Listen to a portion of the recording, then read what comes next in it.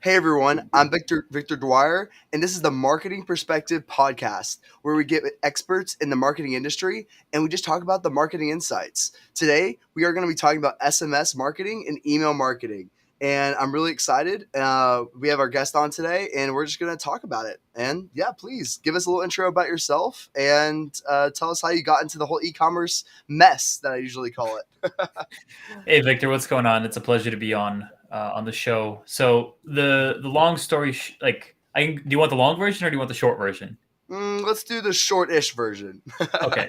So I started off with selling T-shirts in high school. I was part of the graphic design club, and I used to sell T-shirts to like classmates wherever they had like events or bat mitzvahs and bar mitzvahs, etc. And I stopped doing that after I graduated. And a couple of years down the road, I was in community college and stumbled across a Reddit thread of how to sell T-shirts online without doing any of the fulfillment. I'm like, this is perfect. I have a ton of designs that I can just upload and sell. And this is done through Amazon and print on demand. Little did I know this was the origins of like drop shipping and print on demand in 2017.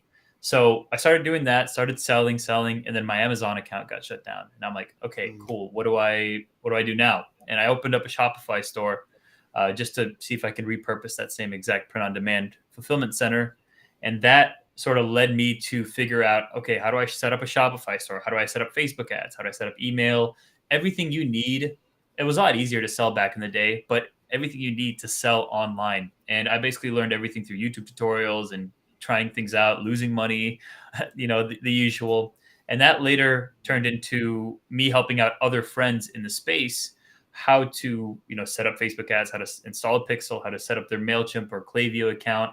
And that eventually led to me doing freelance work. And then it snowballed into me now doing um, like running an agency. I used to do everything like Facebook, Google, etc. But when you have a team in place and you're trying to do all these different marketing channels at the same time, it's very hard to not only stay educated on the latest things that are coming out, but also keeping the team in line and making sure that they're following best practices. So our team kind of got burnt out trying to do full service.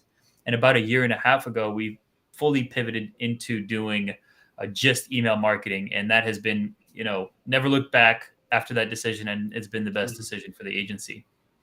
That's awesome. Yeah, and I think we talked about that too, about how almost all agencies go through that, like saying, "Oh, I can do everything," and then going back into where, like let's just focus on one thing. And I think that goes a long way for a lot of people. Yeah, And then 100%.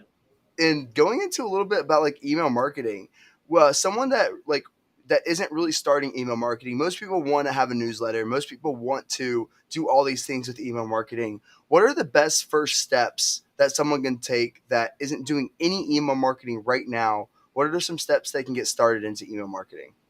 Yeah, number one is building a list. Like your email or SMS marketing is nothing if you don't have an audience to push to. So starting a list is by far the first thing you need to do. And it's obviously easier said than done. It's like, okay, cool. I started the list. There's only two people, me and my mom. So how do I how do I expand that? So Yeah. there's a few things you can actually do to expand your list. Number one, providing value. So I grew my newsletter to a few thousand subscribers purely by giving away value on Twitter. And it's not always a giveaway like here have this like information here, have this Google Doc on best practices. It was more so like, hey, I have this document. Do you want it? Retweet it and I'll send you the link. And the link went to a landing page on my website to collect their email and name. And then automatically they get that document shared with them. So it could be as simple as providing free value for our ecom brands that are our clients. It's usually providing a discount code, a coupon code, free shipping, any sort of discount there.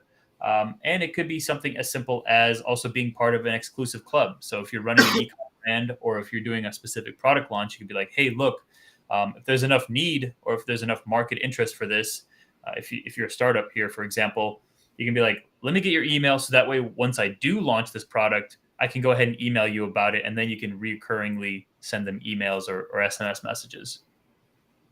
Yeah, that's really cool. And when it comes down to like providing value, what would you say? You touched on it a little bit. What are some other ways, like free offers that someone can give? Um, to basically start that like value process? Yeah, it's honestly niche specific. Like for me, for example, when I'm on Twitter, I provide value on how to utilize email marketing. Like that's the thing that I'm really good at, and that's what Hmm. our team is really good at. So we're like, okay, cool. Here is like 50 designs that we scraped from all these different niches. Like people don't want to spend hours going through different emails or subscribing to different newsletters. So it's like, okay, cool. Like I want to get access to those 50 different templates, or it could be deliverability best practices. Every niche has its own expertise. Like for you, it could be like short form video creation or hosting podcast. All of those things are very important to someone that may not want to do all the deep digging, but they want quick access to that information. On Yeah. the e-commerce side, it could be something as simple as just a downloadable PDF of, if you're a backpack company, it's like the top 10 hiking spots in America that you can visit, or the hiking road trip that you can like go to Moab or go to Yellowstone. I'm just shooting the shit here, but Yeah. it could be whatever based on your niche. Like for example, one of our consulting clients, Masio, big retailer, they sell a lot of camouflage apparel, and for them during peak turkey hunting season, they set up a free turkey target PDF. So it has a bunch of different turkey targets that you can just print out, slap it on your target, and then do some practice rounds with that. So it could be literally That's anything. awesome. It's all up to your creativity on how you can, like, what you're good at and how you can provide that same exact value that other people can get from it. Yeah, that's really smart. And can you go into like maybe cross promotional things, meaning like possibly getting on other people's newsletters to like starting out and like doing newsletter. I think it's like called like cross pollination. Oh, I think that's what it's called, but that could be a little bit on the other side. But can you go into a little bit like cross promotion things when it comes down to like newsletters and email marketing? Yeah, of course. So when it comes to cross promotion, if you're doing more service based businesses, that might cost you a pretty penny because a lot of these people that are already hosting these newsletters, they have a list of 5, 10, 15,000 people that are most likely other business owners. So that's a very, very valuable list. And unless you're really tight friends with that person that's running that newsletter, it's going to be very hard to do that cross promotion, at least for free. So that might cost you like a $500 or $1,000 placement for a newsletter or maybe a few newsletters. So that's where it Mhm. kind of can get a little expensive. But when it comes to on the ecom side, if there's a very valuable cross promotion of supplementary niches, and the simplest example I can think of is like if you're selling toothbrushes and this company's selling toothpaste, like why wouldn't you do a cross promotion affiliate deal because it's the same exact buyer demographic? So that's where it would make sense to maybe pair up with the two brand founders or the two marketing departments to see if there's any way for collaboration there. And I don't have experience with that, I'll be honest with you. We haven't done that yet with any of our clients, but I know a few agencies in the space that have done that very successfully. I think one was like a clothing brand and a luggage brand. They were all very high fashion, so it worked out very well. And they were able to both get more sales on the product launch side, but also share that audience so that they're better off after the partnership ended. Hmm. And you touched on like Twitter, like you like mentioning like you gave away a document on Twitter. Can you go into a little bit like the external traffic strategies when it comes down to getting traffic into your email newsletter? Like for Yeah. example, it might be Twitter might be one of the best platforms to get in. It might be YouTube. Like, can you go into a little bit how you get external traffic to your landing page to get them into your list? Yeah. So again, I'm gonna attack this in two different ways. You got the B2B and you got the e-com, which is D2C. So with B2B, anytime you're providing any kind of value, make sure to plug your newsletter. So if you wrote up a really interesting thread or an analysis of like how Nike does their marketing, it's like you can have more of this information in my newsletter, or like I launch this kind of information weekly in my newsletter. So you can do that. You can also, like, Twitter has been a really good one because there's a lot of, or at least it depends on the community. I have a lot of muted words and a lot of muted keywords on my Twitter, so I don't see any BS. It's all ecom related or business related. So it's very easy to get lost there. But anything that anywhere you provide value, so you could create YouTube videos or podcasts. Like even on this podcast, I can be like, "Hey, sign up to my newsletter." But something somewhere where you're providing a lot of value and a lot of insights, that nice little plug is very easy for people to sign up to because you've already provided value for them. They've already learned something new that you told them, and now they can get it weekly in their inbox or monthly, however you run your newsletter. That's a very easy transition to get those people through the door and signed up to your newsletter. On the D2C side, it's a little bit different because you can provide the same info, but a lot of consumers don't really care about the value that you provide unless it's specifically towards them. Um, for the most part, the biggest thing that gets people through the door is honestly advertising. So when people land on your homepage or a product page, they have a pop up that comes up like, "Hey, get 10% off this order," or "Get free shipping with this order." That's typically how we convert people that are just normal consumers that aren't business focused onto the list. And another thing that could be useful here and that we've seen work is utilizing organic virality. So like TikTok, Instagram Reels, YouTube Shorts, whatever that is. It could be something as simple as like check the link in my bio to get this specific promo or to get added to the wait list for this product launch or to get VIP access to future product launches before we sell out. Those we have seen work really, really well to get more and more signups. Yeah. And like there's so much value of constantly getting in people's face, because like when you have an email list you're not subject to other people's algorithms. Yes, there is like the Gmail algorithm on like what gets shown there with spam filters, but for the most part your emails will go into the deliver, will at least be delivered. But for example, on Instagram, TikTok, any of these algorithms can basically kill your engagement and kill your post, and you're kind of screwed for the most part. And it's really nice to have that email list to leverage at any point. And then you can kind of build that community inside your email list and then also engage with them on a one by one basis to kind of build that up, rather than being subject to any social media algorithm for the most part. Yeah, a lot of people are just saying email is dead, and they couldn't be further from the truth because a lot of our clients, like the title of this video says, we add an additional 200K a year in revenue through email best practices. And it's about having that more personal connection to them because you actually own the data. You have access to get in contact with their email or their phone number via SMS. So if someone opts in, you can actually directly contact them about a product launch, a sale, whatever. Whereas if you were to make a short or a reel about that same thing, maybe it'll get 200 views, maybe it'll get a million views. It depends on what the hook was or what the content was. And you're just at the whim of the algorithm there. But if you're following email best practices or SMS best practices, you're going to get a really nice open rate, 30 to 50% or 30 to 60%, depending on the Wow. industry. And you're going to get a lot more eyeballs or more concentrated eyeballs to that message. Maybe one TikTok could go and you have a couple 100,000 views, whereas that same exact like I guess impressions metric could be like 10,000 people that are on your email list. So it's all about having that concentrated list of people that are actually that want to open your emails, as well as you're providing good content within those emails. Yeah, for sure. And can you go into a little bit about the best email practices? Like when it comes down to subject lines, you have a lot of data, obviously, for each particular niche, but I bet you find some patterns of what subject lines work, of what like body email looks like. Can you go into a little bit like best practices for email?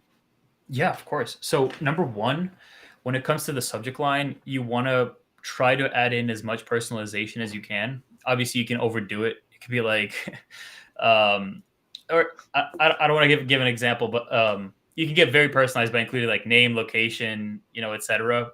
I don't want to do that. Usually, first name is like the best thing you can do for personalization because when you see your name, you're like, oh, what is that? I want to click on that. You're not even thinking Mhm. consciously. You're like, okay, cool, my name. I want to see that.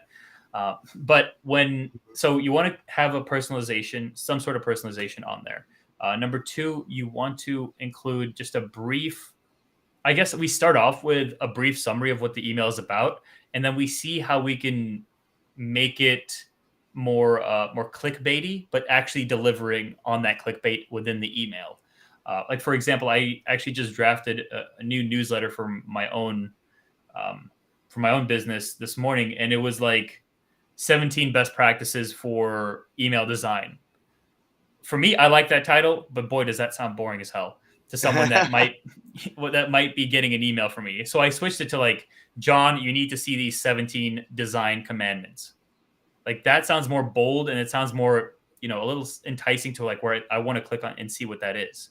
So that's where you kind of have to play around with the subject line. It's good to have multiple ideas, and that's also where AI tools like ChatGPT come through and help out. Like, hey, here is the email that I'm planning on sending out tomorrow. Can you give me 10 different high what was the prompt? It was like something like high engaging um, subject lines that are also personalized, and it'll spit out 10. And that's a good foundation to where you can now play around with the words. Sometimes it's a good copy paste solution. Sometimes you actually have to tweak it and make it a little bit more enticing than what it spit out. So those first, like those are really, really good for subject lines. As far as Mhm. email itself, the biggest thing that you want to worry about is everything above the fold. And what above the fold is everything that you see directly on your screen when you open that email.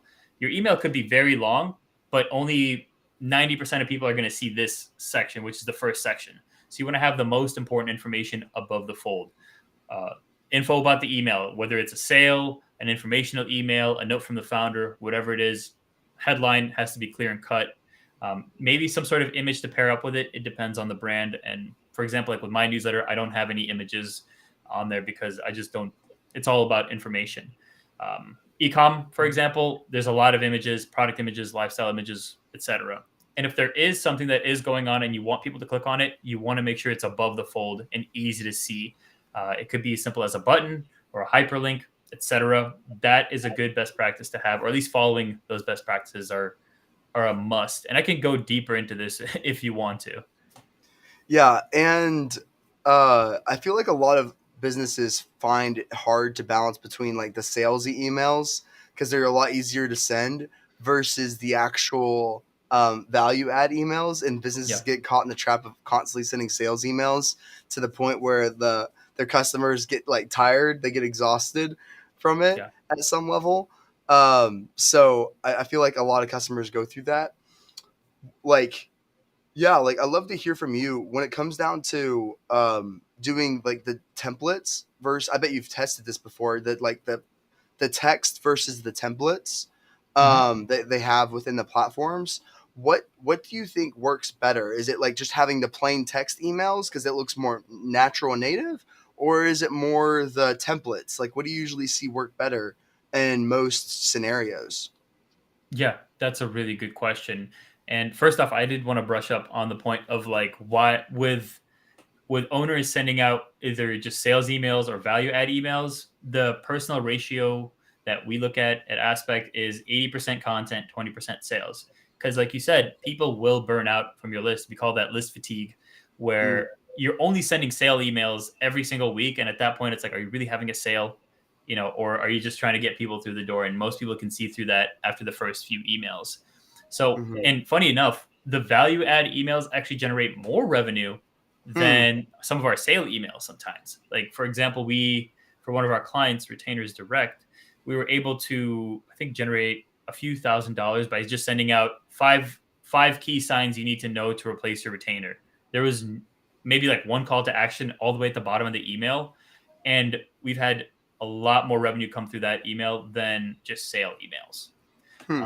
So that's just food for thought for some of the people that are listening. Is you want to see like you want to figure out different creative ways to add value to the user depending on your niche. It could be like different skincare routines or the things that you need to look for in your skincare supplements. It could be something as simple as that, and something that adds value and builds trust with the customer for your brand. And when it comes to the actual emails, now this is where I'm a little conflicted because it really depends on the client whether the text based emails or the templated based emails work best. So, in theory, the text based emails should work the best, but at the same time, it causes a little bit of a disconnect with a customer when they do see it because they're not used to seeing um, undesigned emails. Essentially, they just see text and it's like, okay, cool, it's going to get delivered most likely, but at the same time, they're going to be like, where's the logo? Where's the colors, etc. So they might be a little confused. Whereas on the inverse, the image and stylized email may look better. Sometimes it may not get delivered based off of the amount of links you have in your email and the images that you have in your email, and some best practices here and there, like dark mode, light mode, and having the email be too heavy might cause it to be not delivered. So it truly depends. I guess that's the final answer. It depends. I would Mhm. recommend testing it out. We test this out with every single one of our clients when we work with them on a numerous amount of emails, just to see, okay, cool. If we're sending out this first welcome email, is the text going to work better, or the design one works better?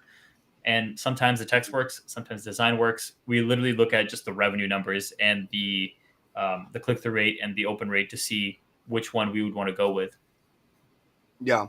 And can you go into a little bit about like the email, any other email design tips or hacks that you have that can increase the amount of open rate or click through rate or anything else like that? I'd say by far the biggest thing for us has been timers. So embedding timers into the email, Mhm. and I believe there's a software called Sendtrick, SENDTRIC.com, or just look up Sendtrick, and there you can set up a customized timer to expire on a specific date. So if you're running a promotion, a sale, a product launch, that is a really good thing to embed at the top of your email. So it's like, hurry, we only have 2 days left. And that timer lines up with that actual date. So no matter when the person Mhm. opens, that timer will be lined up. So if they open it 3 days after, then that timer will be expired. And it's like, okay, cool. You can't participate in that sale anymore because it's closed. So that timer adds a lot of urgency, and you want to make sure that it's done in a not very spammy way. As I'm sure you've seen back in the Yeah. day where you have that timer next to the add to cart button, and you got all those verified badges, and it looks sketchy as hell. So you want to make you want to Yeah. stylize it to make sure that it's on brand and it's not overly played. So it could be something as small at the top banner of the email saying like, "Hey, we're running out of time on the sale." Before it, like, make sure you get whatever you're getting before it ends. So that's number one. Number two is when you are doing promotional emails and when you are doing um, like product launches, adding a Google Calendar invite into your email. So it's like, I forgot the name of the software, but there is a software where you would set up a date and an event in Google Calendar, and you can embed that calendar invite into your call to actions on the email. And Hmm. there, when people click on it, that calendar event will be added into their calendar. So they're going to be reminded of like, okay, let's say July 17th, I'm doing a new shoe drop. You're going to know like 5 minutes or not 5 minutes, like 5 hours before that shoe drop through your calendar notifications that this is going to be happening with a direct link to it if you want to participate. So those are like two strategies that we've used and have worked really, really well during the sale and promotional side of things. Yeah. I usually, when it comes down to the webinars, I always try to push people to do the calendar button because like the calendar button is so powerful because like if it's on my calendar, I'm there. Like it's like Yep. like it's that simple. Like if it's on like if there's a webinar on my calendar or something on my like I most people design their entire day around their calendar, especially if they do a lot of remote work and things like that. Then um I always try like when it comes to emails and things like that, if I'm able to get on their calendar, like that's extremely powerful because almost everyone manages their entire day behind their calendar for the most part. Exactly. Yeah. I mean, we're entrepreneurs in that regard where for us, if it's not on the calendar, we're not doing it. But think about the Yeah. normal society where they like maybe not even check their calendar. That's just an extra notification and an extra, I guess, communication channel that is just completely being underutilized. I have like friends that are not entrepreneurs and they barely check their calendar. So that's just another notification push that you can utilize. Yeah. Yeah, that's so true.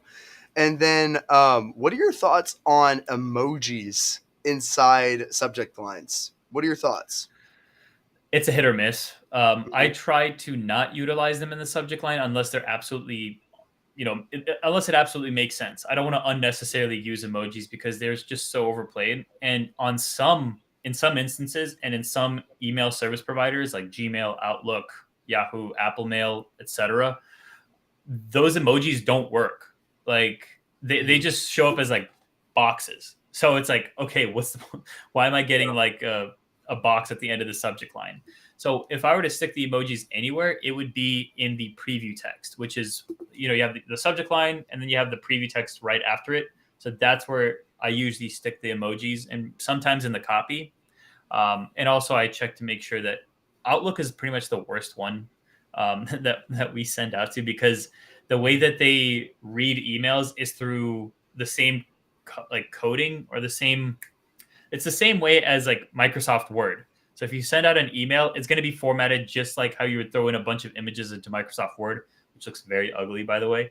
So that one we're Yeah. the most careful of. So if there's an email list of 60% Outlook, we're not going to use emojis because it's just going to look ugly. But if it's 60% Gmail and 30% Apple, we know that those emojis are going to go through and it's going to look nice. Yeah. Yeah, I always have so much trouble. Like I had to use Outlook for a time, and it was like, man, this crap sucks. So Yeah. yeah, I don't know why anyone would be using Outlook on purpose. So, and if you're Yeah. using Yahoo, you got to go back to like 2010 or something.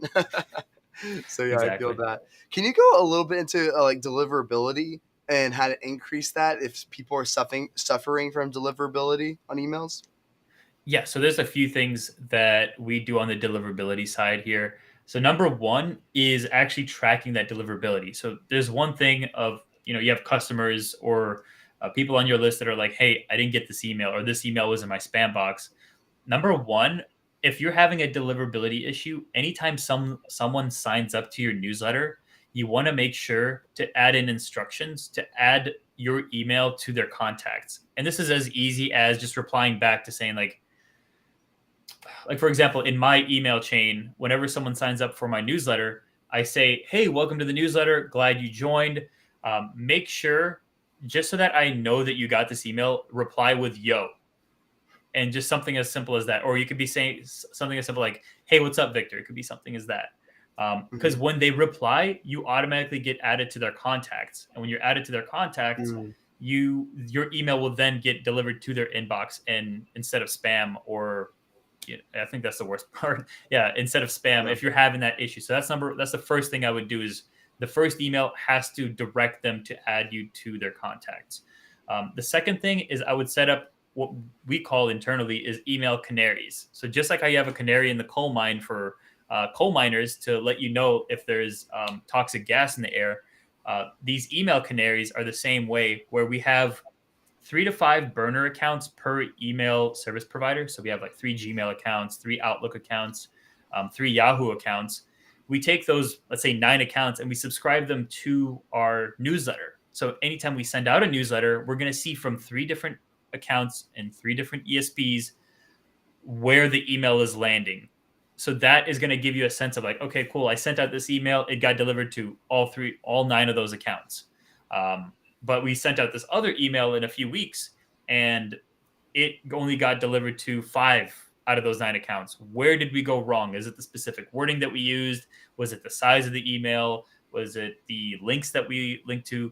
That can help you sort of reverse engineer and kind of keep a pulse check on your email deliverability if that's an issue. And it could also help you see improvement. So it's like, okay, if only 1 out of the 9 accounts is only getting delivered, um, then you can slowly start to see the progression.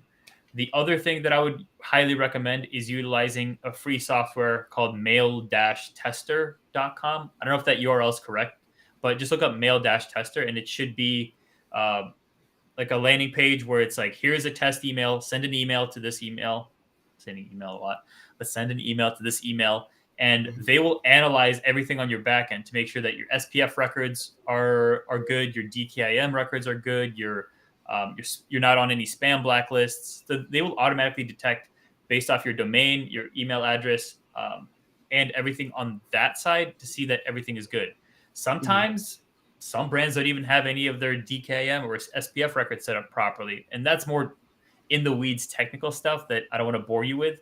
But those are some things that would need to get addressed based off of that software. Yeah, and I actually have another email hack. This one guy was telling me about how um, his deliverability was like kind of sucking. So what he did was he said when someone ordered, he would ask them, "Hey, is this your shipping address? Did we have this Mm, correct?" and you had 1 million people say yes. So he had all these people just saying yes. Like he would never look at it. So if they said no, that he would never know. But like that, he got 1 million responses after that, and that increases deliverability dramatically. Yeah, So it's uh, you're adding that person to your contacts or the sender to your contacts, so your deliverability is going to go through the roof there. yeah. And is there anything else that's been top of mind for you lately? Of anything that we talked about that you want to touch on, that you want to mention? Yeah, I think the big things that we're working on right now is just utilizing AI um, in a bigger part of our fulfillment process. So trying to figure out how to train like Chat GPT or GPT-4 to spit out emails that are very on brand and require minimal adjustment after they're created. And obviously, we're transparent about this with our clients when we do or do not use that. You want to make sure, obviously, you don't want to mess with someone's brand in that regard. But we're working on different prompts that we're using, how to feed the AI with all the necessary information like brand terminology, brand voice, their ideal avatars, all of that. So those are the big things that we're working on internally right now. Aside from that, the main thing that is on my plate is just getting in. I'm speaking at Affiliate World next week, so I'm trying to get in the reps of the presentation and make sure that everything is dialed in for that. Cool. That's awesome. And is to kind of like end it off, what do you normally see the number one mistake that people make when it comes down to email marketing? This isn't the number one mistake is a little bit different than just like the biggest mistake. It's more so Mhm. like the biggest mistake that no one talks about is dark mode. About 40% of people's phones is on dark mode. And a lot of the emails that I get from even the biggest brands just look like crap on my dark mode iPhone. So, like Yeah. addressing that and making sure that your emails look good both in light and dark mode is such a big critical like component because sometimes you would have like a call to action that's black. You won't be able to see that in dark mode because the call to action is black. So Yeah. those like tiny little things add up. And once we were able to solve like a dark mode issue for a recent client, we've seen the revenue go up by like 20% on Wow. email. And that's because like a lot of their people on their list just weren't able to see specific elements or specific call to actions on that email. So it's one of those things that no one really talks about, but also I'm trying to bring to light, pun intended. Um, uh, so like that's just one thing that like a lot of people don't talk about. The other one is just not utilizing mobile like elements or just not optimizing for mobile because again, 80% of emails are opened on your iPhone or your Android or whatever. Wow, I didn't realize it was 80%. That's Yeah. insane. Yeah, I feel like a lot of us are like always testing out emails and we only look at it on desktop because it's like so natural.